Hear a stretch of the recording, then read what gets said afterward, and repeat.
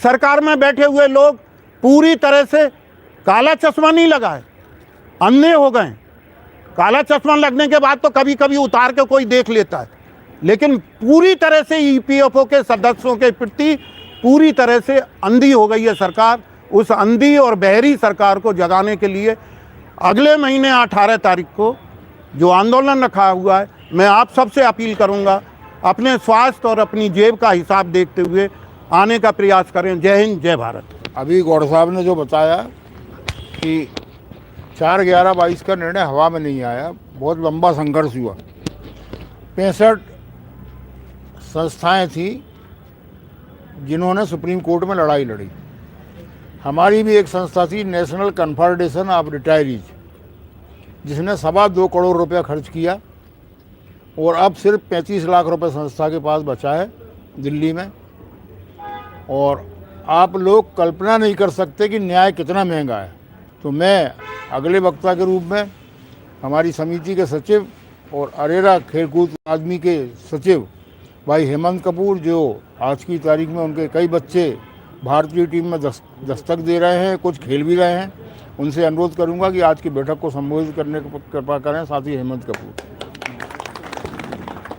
मित्रों, अभी परसाई जी ने विस्तार से आपको बताया, गौड़ साहब ने बताया, और ये जो संघर्ष है ये पूरे मध्य प्रदेश में, पूरे हिंदुस्तान में चल रहा है।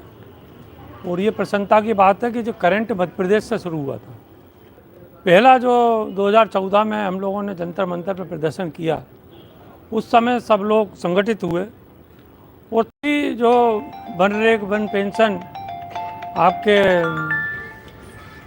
सैनिकों को मिली थी,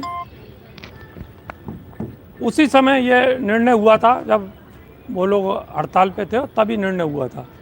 तो बनरेगा वन पेंशन एक दिन में नहीं मिली, फौजियों को बहुत लंबी लड़ाई लड़नी पड़ी। जबकि फौजियों को सभी सम्मान की दृष्टि से देखते हैं, वो सम्मानीय हैं, लेकिन संसद में बैठे लोग जो पावरफुल होते हैं वो अपने से कमज़ोर व्यक्ति को क्या वो ये चाहते हैं कि आप अपना अधिकार मांगते कैसे हो हमसे, आप में हिम्मत क्यों है हमसे मांगने की कुछ। लेकिन हम लोगों का भी प्रण है कि कोसियारी कमेटी की रिपोर्ट जब तक जिंदा है, जब तक हम लोग लड़ाई लड़ते रहेंगे, हर स्तर पर लड़ते रहेंगे। ये लड़ाई बंद नहीं की जाएगी, ये लड़ाई हम अंतिम समय तक लड़ते रहेंगे। तो आगे भी ये संघर्ष चलेगा। हम लोग तो लोग कहते हैं कब तक करोगे आप। कई लोग हमारा जो चैनल है, पहले 2 साल से हमारा संगठन कह रहा था कि आप अपना यूट्यूब चैनल चालू करो। मैंने कहा भैया बड़ा कठिन काम है। बोले बहुत सारे फर्जीवाड़ा चलता है। कोई कहता आज 7,500 हो रही, कोई कहता आज 9,000 हो रही, कोई कहता वित्त मंत्री के पास फाइल है, कोई कहता लेबर मिनिस्टर के पास फाइल है। तो 5 महीने पहले हमने अपना यूट्यूब चैनल चालू किया संगठन का, और खुशी की बात है कि लगभग 4.25 लाख बार उसको देखा जा चुका है। 20,000 से ज़्यादा घंटे वो चल चुका है। तो इसलिए किया कि भैया सब आपको असली चीज़ें मिलें, सही चीज़ें तो सामने आएँ। बुजुर्ग आदमी के साथ धोखाधड़ी करना तो ठीक बात नहीं है। तो वक्ताओं की अगली कड़ी में जो हमारे संघर्षशील साथी हैं, नेशनल वाइस प्रेसिडेंट आदरणीय अनिल वाजपेयी जी से अनुरोध है कि वो भी अपने विचार आज की सभा में रखने की कृपा करें। तो मैं सभी साथियों को जो उन्हें मेहनत कर रहे हैं, उनकी मेहनत को मैं सलाम करता हूं। और मैं भी निगम मंडलों में कर्मचारी जगत की राजनीति करता हूं। कभी कभी मैं ऊब जाता हूं कि यार इनके फ़ोन सुनूं, उनके फ़ोन सुनूं, ये समस्याएं फलानी समस्याएं अपने पास आती हैं। लेकिन परसाई जी पूरे मध्य प्रदेश के ही नहीं, भारत के वर्ष की लोगों की समस्या का निराकरण करने का एकमात्र कोई व्यक्ति है तो ये परसाई जी हैं। यहाँ भी इनके यहाँ मेला लगा रहता है, और जो लोग दिल्ली नहीं जा सकते हैं वो अपने हमारे जो ऊर्जा निगम के साथी हैं, आज शायद यहाँ है नहीं, वंदना चटर्जी, BK व्यास जी, वो अपनी ओर से अपने खर्चे से अपने आदमियों को ऊर्जा निगम के दिल्ली भेजते हैं। अगर ऐसी कोई समस्या लग रहा है कि हमारा पड़ोसी जाने वाला है, हमारा ये साथी जाने वाला है, तो उसे कहते भाई संख्या बढ़ाइए, ये टिकट की व्यवस्था हम करेंगे।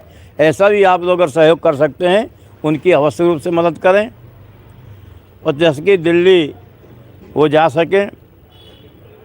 और जिनको भी लगता है कि यार आर्थिक कारण नहीं जा रहा हूँ, तो वो लोग हमारी कमेटी को बता सकते हैं या हमको बता दें, हमारे हेमंत भाई बता दें, तो वो लोग दिल्ली जाने की व्यवस्था कहीं न कहीं परसाई जी के नेतृत्व में आप लोगों को करेंगे।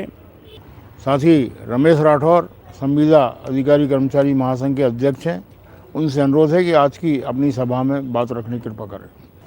हम अपने हक और अधिकार के लिए लड़ रहे हैं और लड़ते रहेंगे, लेकिन हमें ये देखना है कि जैसे रावण की नाभि में अमृत था और उसका हमें मालूम चला कि उसका वध कैसे हुआ, उसी तरह जो शासन है, जो सरकार है, उसकी नाभि होती है उसकी सत्ता।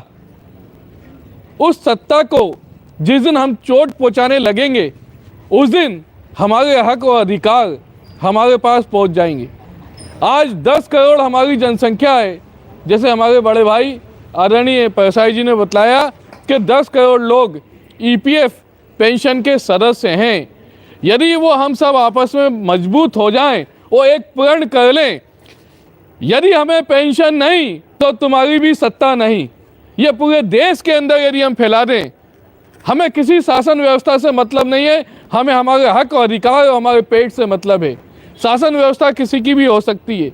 यदि हम उस सत्ता पे उस काबिज लोगों को ये बतलाएं कि या तो हमें अपना हक और अधिकार दे दो, नहीं तो आने वाले समय में आपके पास भी आपकी सत्ता, जिस पे आपको घमंड और अहंकार है, जिसके बल पे आप इतने बड़े बुजुर्गों के हक और अधिकार को आप नकार गए हो, उनका हक अधिकार नहीं दे गए हैं, तो आपके पास भी वो शक्ति नहीं रहेगी।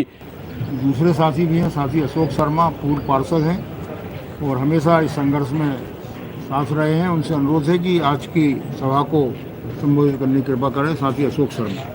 साथियों, मैं एक चीज़ ज़रूर बताना चाहूँगा कि संघर्ष कभी भी जो है ख़त्म नहीं होता है और संघर्ष के परिणाम अपने आप मिलते हैं। आज भारत देश में ये देखा गया है कि पूर्व में कई कर्मचारी संगठन और ट्रेड यूनियन के जो नेतागण विधायक और सांसदों की पेंशन के बारे में बड़े बड़े मुद्दे उठाए कि उनको पेंशन जो 2-2, 3-3 प्रकार की मिलती हैं। आज हमें उस बात का इशू उठाना चाहिए। मेरे अपने साथी ने अभी संबोधित किया है कि कोश्यारी कमेटी जो पार्लियामेंट में जो है ना रिजेक्ट हुई है ना पास हुई है, पेंडिंग है। आज समय आ गया है कि मैं अपना सुझाव देना चाहूँगा परछाई साहब को कि जंतर मंतर में कोश्यारी कमेटी को ही इशू बनाया जाए। हम माननीय दिग्विजय सिंह जी का भी जो प्रणाम करना चाहेंगे कि हमारा डेपुटेशन उनसे बंगले पे मिलने गया और उन्होंने राज्यसभा में जो काउंटर किया कि कोश्यारी कमेटी जो है क्यों छुपा के रखी है, उसको सामने क्यों नहीं लाना चाहते हैं। मैं माननीय परछाई साहब से निवेदन करूंगा कि एक अपील जो है सभी श्रम संगठन जो हमारे हैं मध्य प्रदेश के, उनको कहें, उनको जो है बिल्कुल विवश करें कि एक अपील छापे कि 18 दिसंबर को जो आंदोलन पेंशन के बाबत हो रहा है, जो बुजुर्ग लोगों की दयनीय स्थिति को देखते हुए आप अपना सहयोग और अपनी यात्रा को दिल्ली जो है प्रस्थान करें। जय हिंद, जय भारत।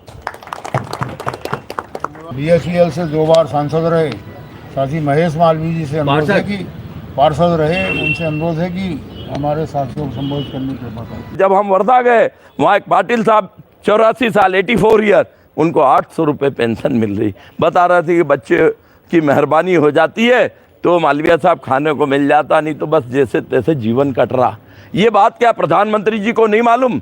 कांग्रेस के प्रधानमंत्री हो, चाहे भारतीय जनता पार्टी के नरेंद्र मोदी जी हो, मनमोहन सिंह जी हो, कोई भी हो, हमारा ये पेट का सवाल है।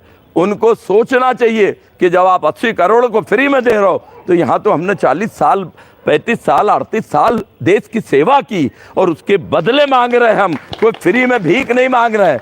तो ये बात आपके चैनल के माध्यम से भी मैं माननीय प्रधानमंत्री जी को, माननीय जो हमारे श्रम मंत्री जी को आपके चैनल के माध्यम से कहता हूं कि यदि उनको भी अंतरात्मा जाग जाए, जैसे 1 मिनट में सांसद विधायक का पेंशन का, आपको मालूम जैसे जेपी गौड़ साहब ने कहा 3-3 स्टेज में उनको पेंशन मिलती है, मिले, हम तो कह रहे 10 करोड़ मिले, पर हमको भी तो 1 करोड़ दे दो, आप 9 करोड़ ले लो, हम कहाँ मना कर रहे हैं। पर आप अकेले अकेले खाओगे तो नहीं खाने दिया जाएगा। अब वो हो गया, बहुत समय बीत गया, अब बर्दाश्त नहीं होगा। हमें समर्थन देने के लिए भाई महेंद्र शर्मा जी, जो संयुक्त मोर्चा है, अधिकारी कर्मचारी संयुक्त मोर्चा, उसके संयोजक हैं, और मध्य प्रदेश लघु वेतन कर्मचारी संघ के प्रांताध्यक्ष हैं, उनसे अनुरोध है कि हमारी सभा को संबोधित करने की कृपा करें। आदरणीय महेंद्र शर्मा जी। एकता पर लोगों को दिखी है। समय समय पर जो आंदोलन होते हैं, समय समय पर जो बैठकें होती है, तो मैं समझता हूँ कि हिंदुस्तान के अंदर सबसे ये अग्रणी राज्य हैं जहाँ पर EPF 95 के उन साथियों में जो ताकत है, एकता है, एक ऐतिहासिक है। 18 दिसंबर को जो जन आंदोलन है दिल्ली में EPF 95 का, निश्चित रूप से मध्य प्रदेश लघु वेतन कर्मचारी संघ के लोग भी उसमें अपनी भूमिका निभाएंगे, जाएंगे, और परसाई जी का जैसा आदेश होगा, आर्थिक रूप से हम उसमें मदद करने के लिए आप लोगों के लिए तैयार हैं। साथियों, आपको बहुत बहुत धन्यवाद, क्रांतिकारी अभिनंदन। MP द्विवेदी जो बहुत पुराने लड़ाकू साथी हैं, लिपिक वर्गीय कर्मचारी संघ के बहुत वर्षों अध्यक्ष रहे हैं, आज हमारे बीच में आए हैं। हम उनका स्वागत करते हैं और हम उनसे अनुरोध करते हैं कि हमारे साथियों के बीच में अपनी बात रखने की कृपा करें। भाई MP द्विवेदी। मैं इस बात का परसाई जी को वास्तव में धन्यवाद देना चाहूँगा कि इन्होंने, लोगों को मालूम नहीं था वो तो ठीक है, इसके बाद मध्य प्रदेश में जो इन्होंने थोड़ा थोड़ा करके, एक जुट करके बैठक करके, राष्ट्रीय स्तर की बैठक करके, प्रदेश व्यापी बैठक करके, पूरे प्रदेश को इन्होंने EPF 95 के बारे में जो लोग इससे संबंधित हैं उनको एकजुट किया, सबको अच्छा यूनिटी देखी। आज इतने लोग छुट्टी के दिन सभी वरिष्ठ जन लोग यहाँ बैठे हैं, और मध्य प्रदेश में और अपनी इस संगठन में जो राष्ट्रीय स्तर संगठन है अपनी पहचान बनाई। आज चंद्रशेखर परसाई जी CPF 95 के संघ में देखा जाए तो राष्ट्रीय स्तर के नेता हैं और अपनी सेवाएं, हम लोग इनसे जब बात करते थे तो पूछते थे कि EPF 95 अब क्या आप यही करोगे, तो बोले हमने निगम मंडल में MP एग्रो और निगम मंडल में हमने कर्मचारी राजनीति की, जीवन हमारा व्यतीत हो गया, अब मैं सेवानिवृत्त होने के उपरांत मेरी इच्छा है कि मैं हमारे प्रदेश के जो पीड़ित लोग हैं, जो सबसे कम जिनको पेंशन मिल रही है, हम इस मुद्दे को लेके जब तक हमारे दम चलेगा, हाथ पैर काम करेगा, मैं इनके सेवा के लिए तत्पर रहूँगा और इनकी सेवा मैं करूँगा। उसके साथ मैं एक बार पचमढ़ी गया, बड़ा आश्चर्य लगा हमको देख के इन्होंने कितनी एक्सरसाइज की होगी। इन्होंने बहुत सारे लोगों को यहाँ बस में भर के लेके चले गए। हम सोचे कि ना तो खाना मिलेगा, पीना, रुकना, मतलब बहुत दिक्कत जाएगी, ऐसा हम समझ रहे थे। लेकिन इनकी हमने व्यवस्था देखा कि पचमढ़ी जितने लोगों को लेके जब हम लोग गए, हमने किसी से कोई बात ही नहीं की, कौन से रूम में किसको रुकना है, वो आदमी आके वो नाम से चाबी दे गया था, आप फलाने प्रसाद आप हो, इस कमरे की चाबी आपको। इस प्रकार सब लोगों को रुकने की व्यवस्था, वहाँ खाने की व्यवस्था, और इनकी जो बैठक थी, बैठक व्यवस्था, ले जाने और ले आने की, रास्ते में कहाँ नाश्ता दे, तो मतलब इनको एक संगठन चलाने का एक अच्छा तजुर्बा है, एक अच्छी सोच के व्यक्तित्व धनी है। मैं ईश्वर से प्रार्थना करता हूँ कि ये इनके नेतृत्व में हमारे मध्य प्रदेश के हैं, हमारे भोपाल के हैं, इस EPF 95 में सक्सेस हो, इनकी अपनी मांग पूरी हो और पूरे प्रदेश में, पूरे देश में इनका नाम चले। साथियों, क्योंकि सवा 2:30 बजे हमें ख़त्म करनी है, तो 2-3 वक्ता और हमारे रह गए, उसके बाद दादा का आशीर्वाद हम लोग लेंगे। आज उनका सम्मान हमने किया है, तो इसी कड़ी में डॉक्टर AK निगम, जो हमारी मध्य प्रदेश इकाई के वाइस प्रेसिडेंट हैं और डेयरी से रिटायर्ड हैं जनरल मैनेजर के पद से, उनसे अनुरोध है कि आज की सभा में अपने विचार रखने की कृपा करें। जो भोपाल से लेकर दिल्ली तक हमारे साथ जो लीगल मैटर है या न्याय की लड़ाई है, उसमें साथ में रहे हैं डॉक्टर AK निगम। जैसा अभी परसाई साहब ने कहा कि वहाँ का महंगा होता है, अल्टीमेटली वो जो 5 जज 7 जज वाले निर्णय पे हमको जाना पड़ेगा। और साथ ही साथ ये जो धरना प्रदर्शन अपना जंतर मंतर में होता है, यहाँ तो जितनी ज़्यादा संख्या में अपन जा सकते हैं वहाँ जाने का हमें प्रयास करना चाहिए सब कोई को। इसके अतिरिक्त मेरा अपना मानना ये है कि भोपाल एक ऐसी जगह है जहाँ पर यदि हम सड़कों पर उतरे तो शायद शासन का ध्यान आकर्षण जल्दी करा पाएंगे। तो यहाँ सभी संस्थाओं से हमको संपर्क करके उनके सेवानिवृत्त लोगों को और जो लोग वहाँ EPS के अंदर गवर्नमेंट में आते हैं उनको लेकर के मेरे ख्याल थोड़ा और प्रयास करके उनको और उनके घर की महिलाओं को जब उनको लेकर के हम सड़कों पर उतरेंगे तो शायद हम शासन का ध्यानाकर्षण कर पाएंगे। और ये अपने को एक लगातार ये प्रयास जारी रखना पड़ेगा, क्योंकि एक बार में शासन सुनता नहीं है और धीरे धीरे ही हमारी संख्या में वृद्धि होगी।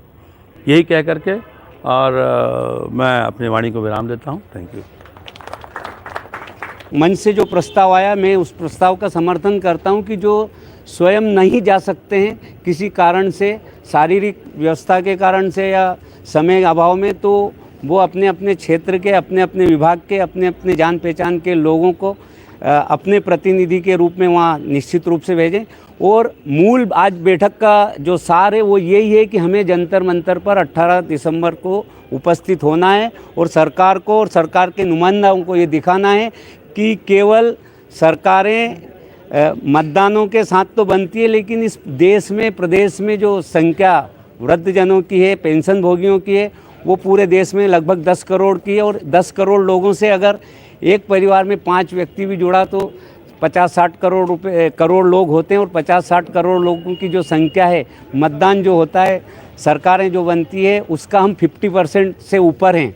तो सरकार को निश्चित रूप से हमारी वहाँ संख्या दिखाकर बता देना है कि आने वाले समय में अगर आपको चुनाव जीतना है, सत्ता में बैठना है, तो पेंशन भोगियों की ओर देखना है। अगर पेंशन भोगियों की निगाह टेढ़ी हो गई तो आप सत्ता में नहीं आ सकते। राष्ट्रीय उपाध्यक्ष और वर्षों से मध्य प्रदेश की ट्रेड यूनियनों में संघर्ष कर रहे हैं साथी अजय श्रीवास्तव नीलू जी हमारे बीच में उपस्थित हैं। उनसे अनुरोध करूँगा कि आज की सभा में अपनी बात रखने की कृपा करें। भाई अजय श्रीवास्तव।